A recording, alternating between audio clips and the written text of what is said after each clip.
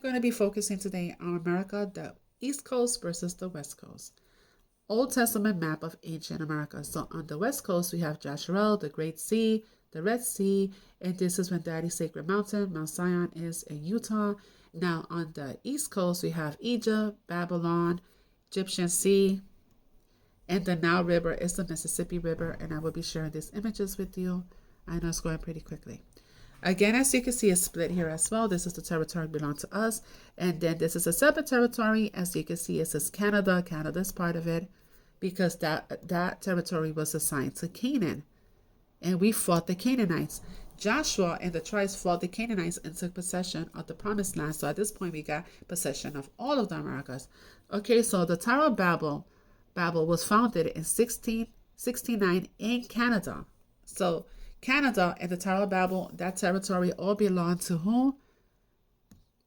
Nimrod. The initiator of the Tower of Babel, he was a Hamite Canaanite and a giant. They ruled over Nineveh and Babylon. And Esau killed him and took possession of his territory. That is the Moors of Europe, and that's the 13 colonies. And the founders of the 13 colonies were black Moors, nobility. So there were Moors in America, Moors in Europe, Eurasia, and then there are the Red Nations.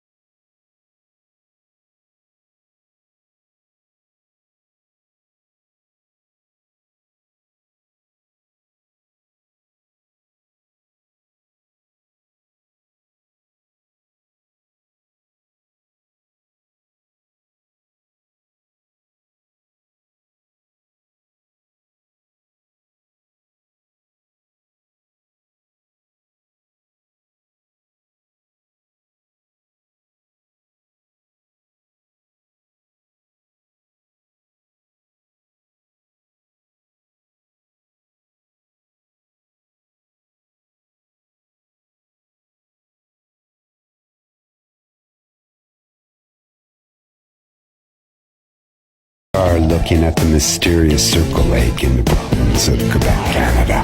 Lake Manicouagan, located around the Lewis Babel Ecological Reserve. Some say it was made by a comet, and others say it was the ancient Tower of Babel. What do you think? Esau calls his sons and grandsons the dukes. So the ones that hold that title today, Portugal, Spain, the United Kingdom.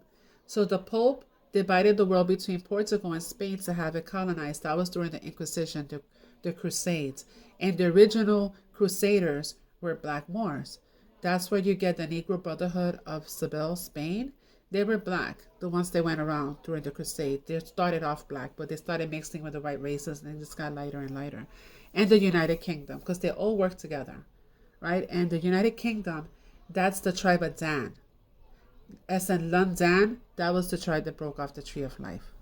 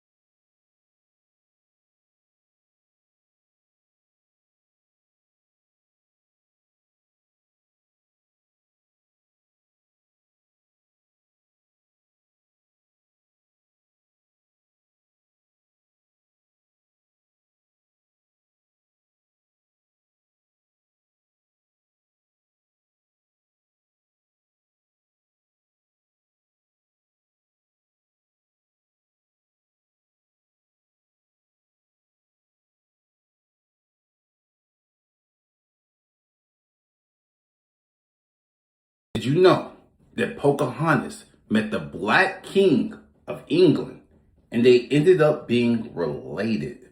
Let me explain. Disney have sold you a lie. Pocahontas, she never married John Smith.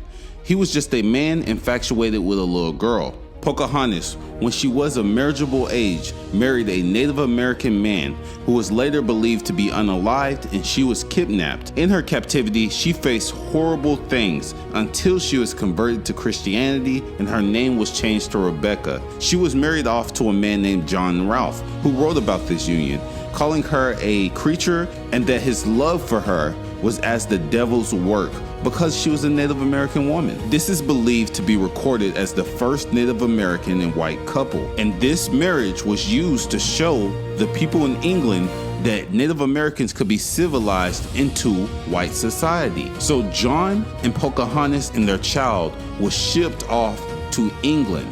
And here when they arrived, they met King James Stewart. Yes, the author of the King James Bible. And I quote, yes, Pocahontas met King James I of England in early January 1617. She was presented at the court of Whitehall in London as an honored guest and princess. When you watch Pocahontas #2, this historical event is shown, but it isn't 100% accurate because history shows that King James would have been called black according to modern day standards. This is my first source, the Royal Stewards. And I quote, he looked like a Stuart king, tall and dark. So the kings of the Stuart family were usually tall and dark complected. This is my next source, Ancient and Modern Britons. And I quote, Dan Gelt was black male, equally with the tribute paid to black Huns by the Romans. The earliest instance of this term in its English form seems to be an act of King James VI of Scotland. So King James VI of Scotland was black. But why is this important? Because King James claimed to be from the tribe of Judah. Pause and read. Pocahontas was from the Powhatan tribe. This is my next source, The History of Ancient America. And I quote, the marriage of the Virginian Aboriginal Pocahontas was after her baptism in the Christian faith and consequently cannot be brought to bear against the preceding remarks. Many other religious customs and ceremonies exist of a minor character, yet strictly in analogy with the race of Abraham. But enough has been brought forward in this volume to propose these, as we believe, unanswerable questions. If they are not of the lost tribe of Israel, who are they? What nation of ancient history can claim and identify those customs and observance as their own, if not the Hebrews? Did you know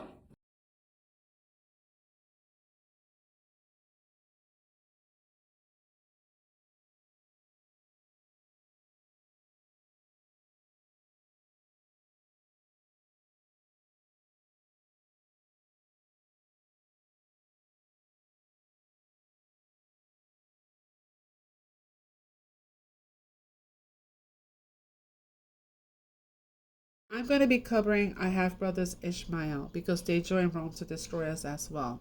In the reading of Genesis 9, it tells you that Canaan will be a slave to Japheth and Shem. We are Shem. But when we broke covenant, now we're both slaves to Japheth, which are other European nations, because we fell into captivity for the 400 years. So they were maidservants to us. That's why our people, our women had maids, because they were maidservants to us. We weren't mistreating them. They were just like servants, maidservants to us, right? So right here, Abraham laid with Hagar and had Ishmael. She was a maidservant and an Egyptian. So through the scriptures, you see that we do mix with the more races, the dark races. We have. That's why you see some what they call Indians and they look black, because through the scriptures we do mix with them. We mix with each other. I don't know why we keep on attacking each other so much, but Ishmael tried to kill Isaac. So Sarah told Abraham that he needed to cast them out. And they become the Arab nations later, and they join Rome to destroy us. And they're behind the slave trade. They always have been behind the slave trade.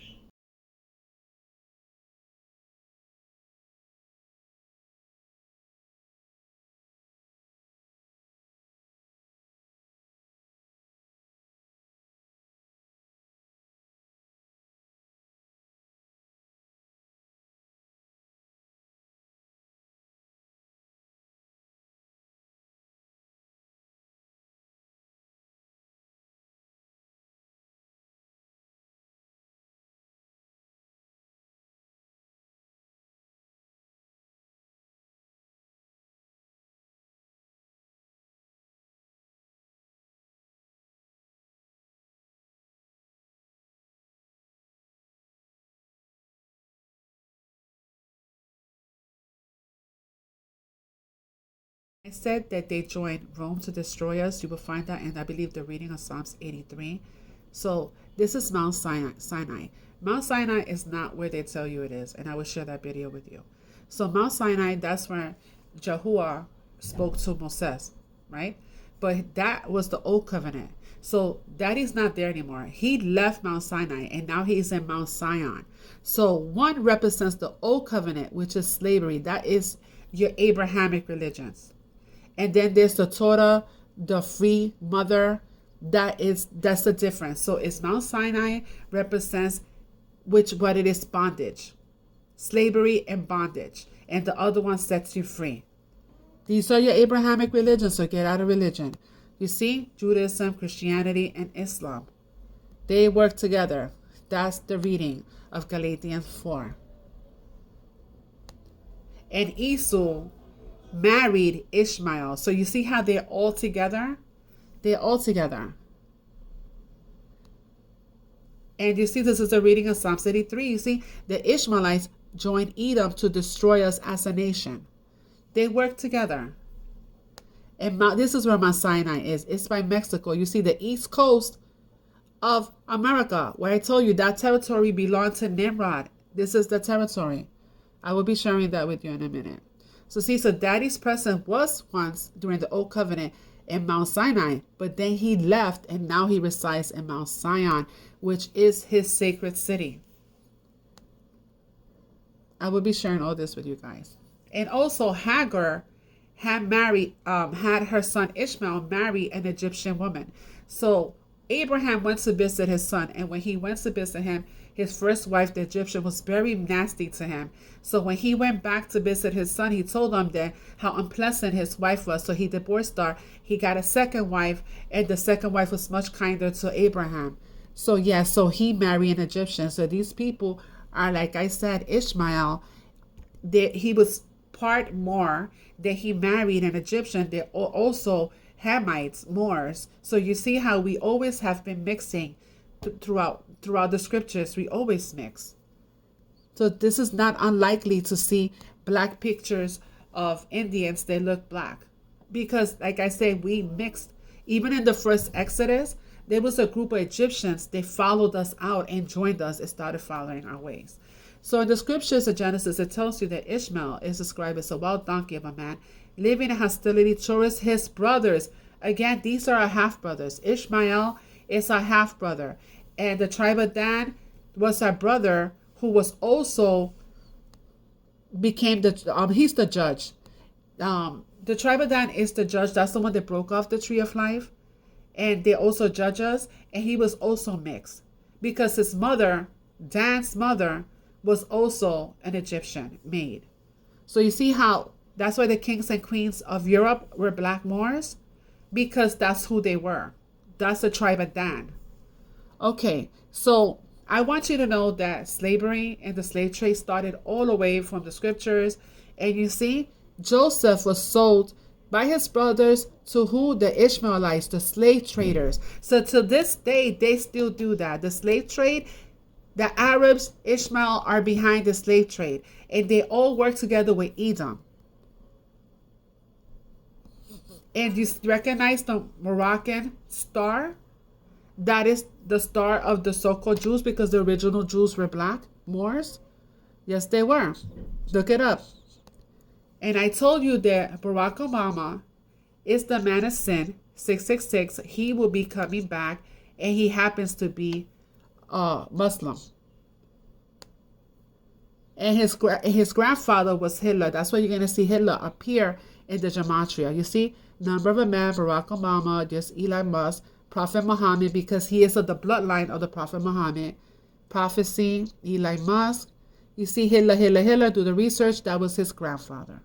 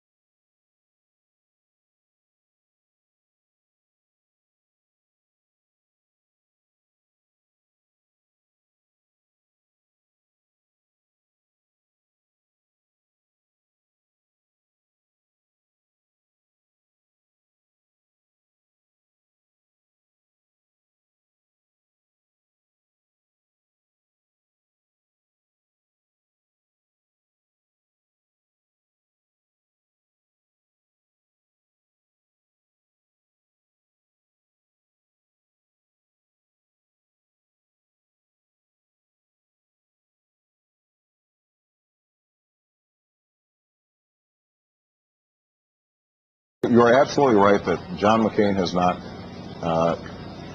talked about my Muslim faith, and you're absolutely right that that has not come my Christian faith. So they're Jesuits. They play good cop, bad cop, and their job is to cause division in the land. And Donald Trump is doing a great job as a Jesuit because no House Biden can stand. He's causing chaos magic. But as you see how they try to kill him again because that's old theater. They're just preparing you because they are going to kill him because Obama's coming back. Donald Trump gets killed by the military. They're just preparing you because that's what's going to happen. Even in The Simpsons, they drew him as they're going to kill him. He's going to die. And Obama's going to be the one to come back and bring peace and unity. The man of peace, right? And America that's divided right now and is chaotic right now. This is the East Coast. As you can see, there goes Casablanca, Morocco, East Coast, Chicago, Chi-Town. That happens to be Obama's city, right? Chicago, Obama City. Barack Obama Presidential Center opens on June 19, 2026. So you see, even recently, he was in the Bronx reading to children. He is back. He is making his presence known because he will be coming back.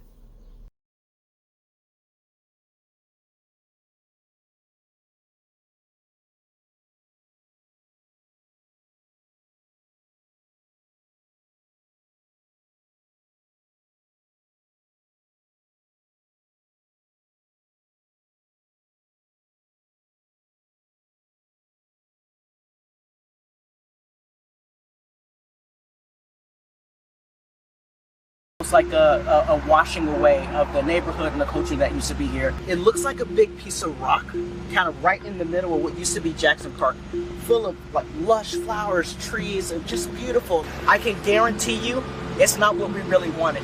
I think it's a disconnect from the community. Community is disconnected from the Obama Center and Obama as a former president. So the very fact and notion that you can take a park from the people and then don't have the people input as to what you're building, to me is rather disingenuous, it's hypocritical, and it violates common decency. All of a sudden here you got this big monstrosity. It's over budget, it took way too long to build, and it's ugly. You never know where something that starts on the south side might lead. Hey, Chicago!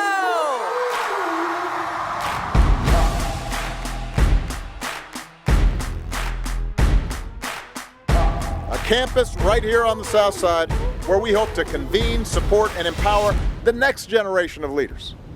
The question isn't why would we be here in Chicago on the south side, but why not? To me, this doesn't feel so much like building something new. It feels like we're helping to reveal what has always been here.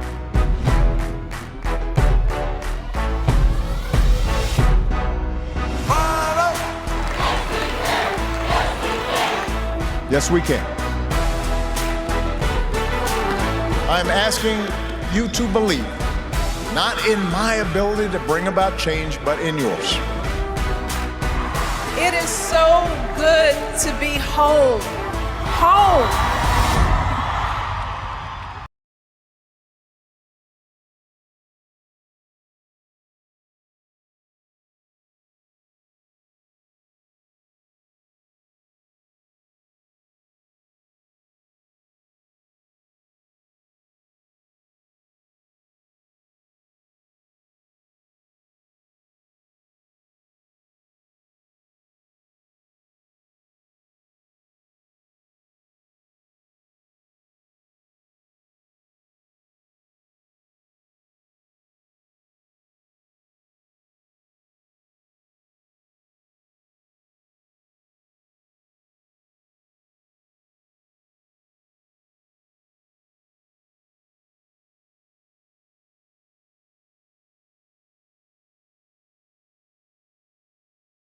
Let's go back in time, even before Egypt, and let's talk about Nimrod.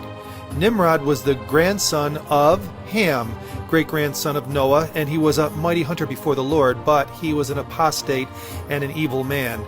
He created the Tower of Babel. That's right, the famed Tower of Babel He ruled for 121 years, and after he died, they made him into a deity, and that's right, he is Orion in the sky. Let's find out how effective they've been in distorting the truth.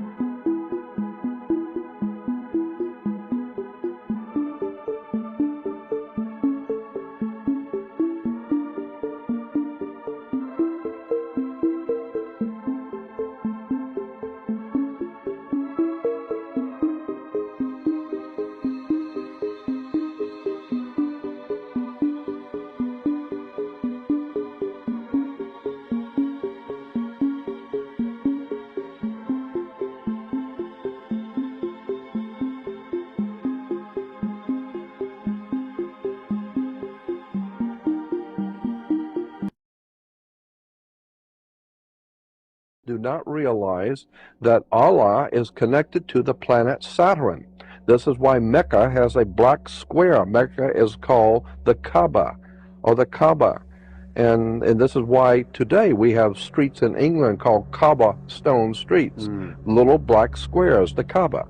Or you graduate from university with the black square, the Kaaba. It's a black square. That's a symbol for the planet Saturn. Many people do not know what we call today the Star of David. The two triangles interlaced becomes a hexagram. The ancient people said they were putting the hex on you. What we call the Star of David in history books, you can go and read it in the library. It's called the Star of Saturn. This is why Jews still today go to a temple on Saturn's day. And it's a fascinating story about how Saturn was referred to as El. And today we even have people who are worshiping the planet Saturn in religion and don't even realize it. We are called elders. You're one of the elites. Well, how did you get to be an elite or an elder? Well, you've got elected. How did you get elected? Well, it's all of these words and terms mean something, and they have a definite occult or hidden religious significance to words.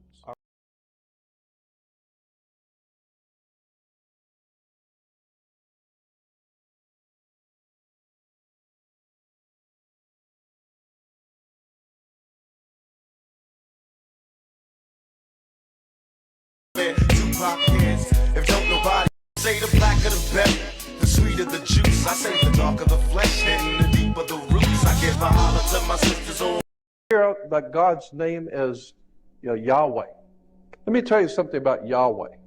I mean, I've spent 42 years looking at this stuff, and as far as I'm concerned, I'm amazed at how many people don't even begin to know what these words mean. In the Hebrew, in the ancient Hebrew, the release of dynamic energy was called Yahweh. And it was always associated with sex.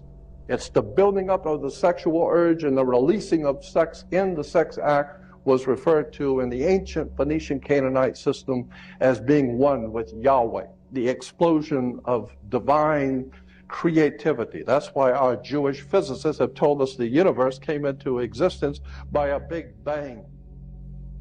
The ancient Phoenician Canaanites said that the women should listen to their god Saturn. They always knew Saturn had rings.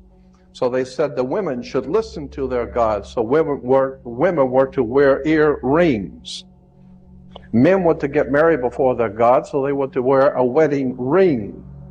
Kings were to get crowned before their gods, so consequently they would have a round crown, the corona. The ring, Saturn, is the god of this world. From that we get the dark side of the Force, Darth Vader. Remember Darth Vader with his Nazi helmet speaking through the Masonic triangle? Somebody better do their homework.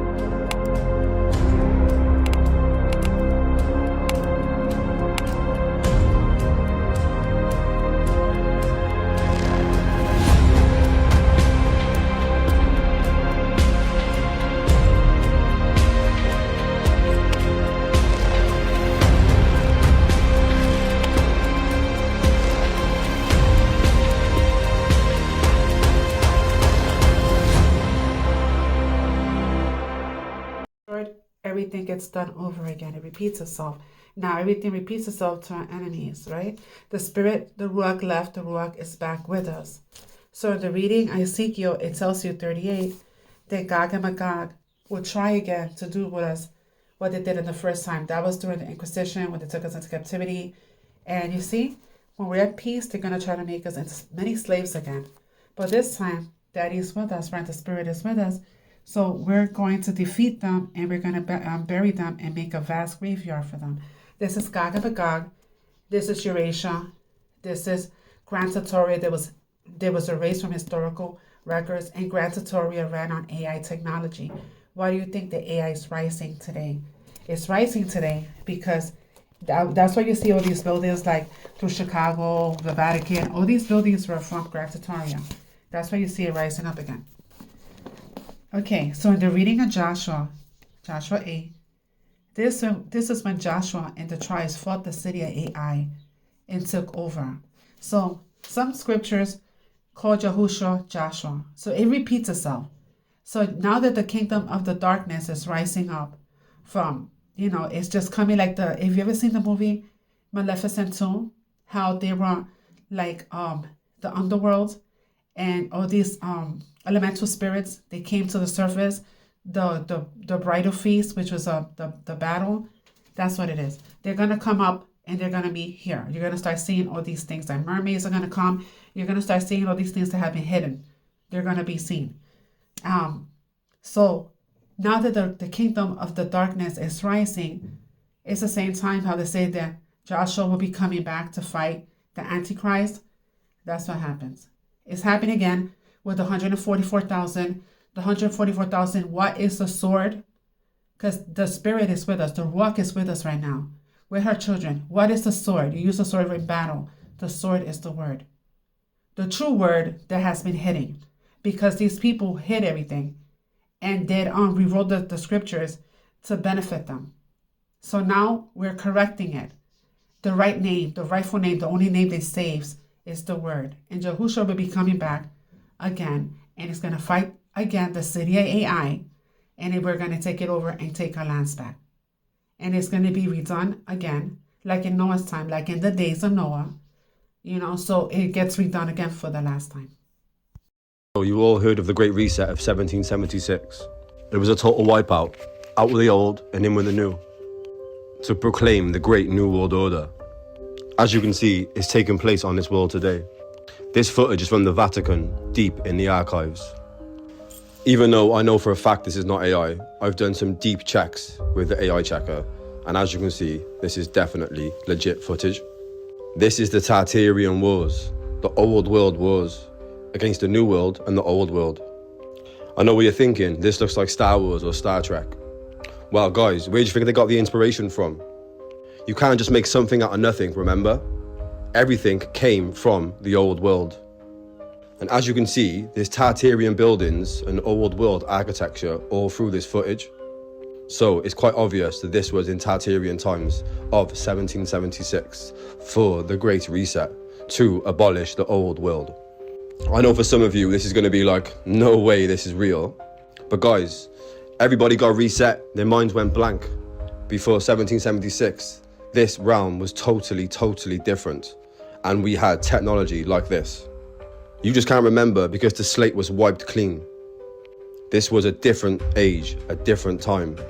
And we're getting reset again right now. The new systematic controlling age. We're going to be controlled by cryptocurrency and the New World Order even more than ever. So you all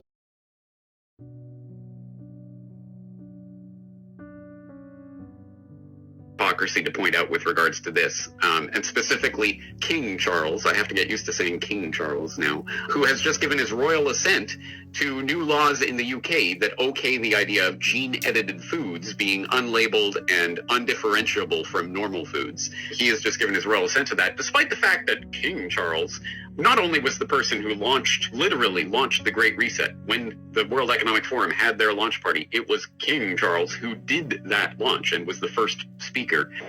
The time to act is now. Who announced the Great Reset to the world. But King Charles goes around the world jet-setting, of course flying his private jets with all of his attendants. He has something like 120 staff who look after everything, including setting the bath temperature to just the right way and putting the bath plug in just the right position, cooking several different eggs for him every morning so he can find one with just the right consistency, traveling around with his own personal toilet seat, all of course the stupid royal nonsense. But also, he travels around with, and not only his personal chefs, but his personal food supply, which is organic food only, because he will not touch the very stuff that he's trying to foist on the rest of us. But don't worry, guys, as part of One Health and as part of the UNEP, quadripartite, whatever they're going to thrust down your throat, they're going to say that this is in the name of protecting Mother Earth from those horrible farms that are producing all this horrible greenhouse gas emission. You guys are eating meat. Oh, you're eating all these horrible, you're contributing to the end of nature. What you need is this bioengineered lab-produced gunk from these corporations that have monopolized that industry. That's what's good for you. Just